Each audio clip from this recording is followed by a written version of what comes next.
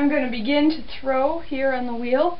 I've got some clay, and I'll set it in the middle of the wheel.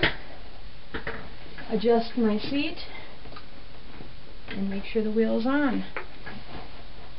I want to get the clay attached to the wheel head before I start the wheel spinning. Then I can add some water. I'm going to use the flat part of my hand and lean into the clay.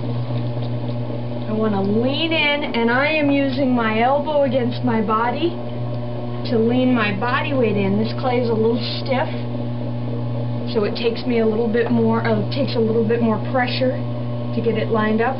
I am doing sort of a combination of coning it up and though I'm not bringing it real high. I want to get as much as of the clay at the bottom down here, which is uneven, up into the body of the clay before I scrape. And I can scrape off the part that I can't get my hand low enough to reach. So I'll bring it down a little bit lower. I'll be throwing a bowl, so I want to start low and wide. Lower and wider for a lower and wider bowl.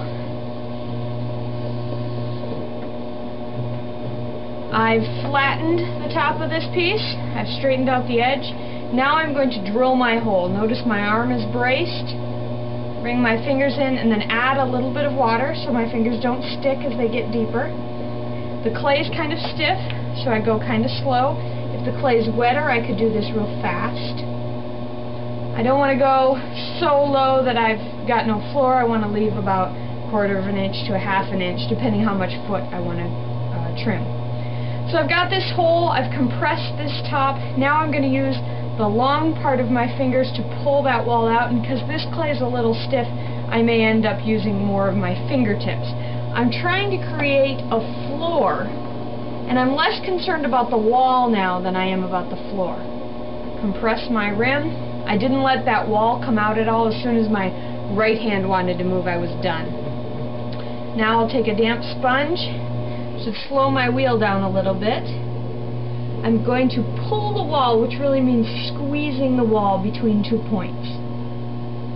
Compress my rim. Each time you do a pull, it's a good idea to compress that rim or you end up with rips, particularly if you're using short clay, which is clay that hasn't been